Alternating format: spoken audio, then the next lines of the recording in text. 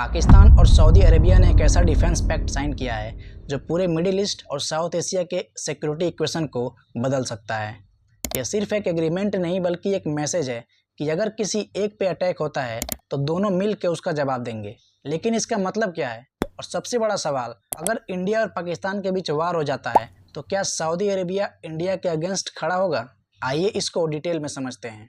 17 सितंबर 2025 को पाकिस्तान के पीएम शहबाज शरीफ और Saudi crown prince Mohammed bin Salman एक strategic mutual defence agreement sign करते हैं। इसका कोर क्लॉज ये है कि अगर किसी एक पर अग्रेशन होता है तो दोनों इसे अपने खिलाफ अग्रेशन समझेंगे। मतलब पाकिस्तान पे अटैक मतलब सऊदी पे अटैक, और सऊदी पे अटैक मतलब पाकिस्तान पे अटैक। डील का एग्जैक्ट मैकेनिज्म अभी क्लियर नहीं है कि ये दोनों कैसे रिस्पॉन्ड करेंगे। हेल्प के लिए इनको ट्रूप्स भेजने पड़ेंगे या सिर्फ पॉलिटिकल सपोर्ट मिलेगा, ये सब अभी तक डिफाइंड नहीं है। न्यूक्लियर वेपन्स का भी जिक्र नहीं है, लेकिन एनालिसिस्ट कह रहे हैं कि शायद सऊदी अरेबिया को पाकिस्तान के न्यूक्लियर वेपन्स का इनडायरेक्ट फ़ायदा मिले।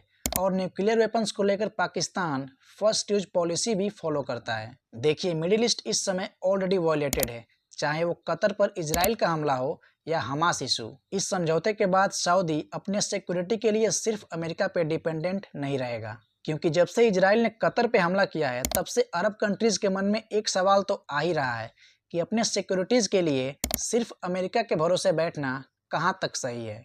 पाकिस्तान पहले भी सऊदी को मिलिट्री ट्रेनिंग और सपोर्ट देता रहा है और अब ये ऑफिशियली इसका अलायंस बन चुका है। सिंपल शब्दों में, अगर किसी एक पे अटैक होता है तो दोनों कंट्रीज मिल के उसका जवाब देंगे। इंडिया, ईरान, इजराइल सब इस समझौते को क्लोजली देख रहे हैं, और यूएस के लिए भी ये एक सिग्नल है कि गल्फ स्टेट्स खुद अपने अलायंसेस बना रहे हैं और कहीं ना कहीं उनका भरोसा अमेरिका पर से कम हुआ है। Indian ministry of external affairs ने 18 सितंबर को एक स्टेटमेंट दिया कि वो इस सिचुएशन को क्लोजली मॉनिटर कर रहे हैं कि इसका नेशनल सिक्योरिटी और रीजनल स्टेबिलिटी पर क्या इम्पैक्ट पड़ता है। एमईए ने यह भी कंफर्म किया कि इंडिया अपने नेशनल इंटरेस्ट को प्रोटेक्ट करने के लिए फुल्ली कमिटेड है। अब सबसे बड़ा सवाल, अगर पाकिस्तान और इंडिया के बीच वार हो जाए तो क्या सऊदी इंडिया के अगेंस्ट खड़ा होगा? तो इसका पेपर पे जवाब है हाँ, क्योंकि नियम तो यही कहता है, लेकिन रियलिटी ज़्यादा कॉम्प्लेक्स है।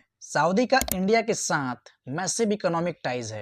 2 मिलियन यानी 20 लाख से ज़्यादा इंडियन सऊदी में काम करते हैं। ऑयल ट्रेड्स और इन्वेस्टमेंट दोनों देशों के रिलेशन को स्ट्रॉन्ग बनाते हैं। तो फिर प्रैक्टिकल सिचुएशन में सऊदी क्या करेगा?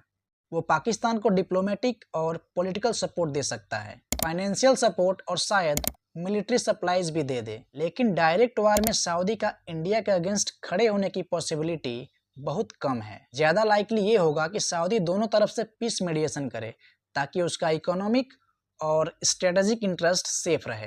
ये समझौता नाटो के आर्टिकल 5 जैसा लगता है, जहां किसी एक मेंबर पे अटैक को सब पे अटैक माना जाता है। लेकिन डिफरेंस ये है कि नाटो में मैकेनिज्म क्लियर है, वहां पे मिलिट्री एक्शन कंपलसरी है। अब ये नाटो क्या होता है, इसकी चर्चा किसी अगले वीडियो में करेंगे। क्या पाकिस्तान का न्यूक्लियर शील्ड सऊदी तक पहुंचेगा? तो इसका ज़्यादा चांसेस है हाँ, क्योंकि इस समझौते से सऊदी को यही एक बड़ा फ़ायदा दिखता नज़र आ रहा है। और जैसा कि मैंने बताया कि पाकिस्तान न्यूक्लियर वेपन्स को लेकर फर्स्ट यूज पॉलिसी भी फॉलो करता है। तो दोस्तों, पाकिस्तान सऊदी का ये डिफेंस पैक्ट एक लैंडमार्क डेवलपमेंट है जो रीजन के पावर बैलेंस को हिला सकता है। लेकिन जैसे मैंने एक्सप्लेन किया, ग्राउंड रियलिटी में सऊदी अरेबिया इंडिया के खिलाफ डायरेक्ट वार सपोर्ट नहीं करेगा। ज़्यादा फोकस होगा पॉलिटिकल बैकिंग और मीडिएशन पे। आपको क्या लगता है, क्या ये समझौता सिर्फ एक सिंबॉलिक अलायंस है या फ्यूचर में ये भी एक मिलिट्री ब्लॉक बन सकता है? कमेंट्स में अपनी राय दे सकते हैं। जल्द ही मिलते हैं किसी नई वीडियो में, तब तक के लिए बाय, जय हिंद, वंदे मातरम।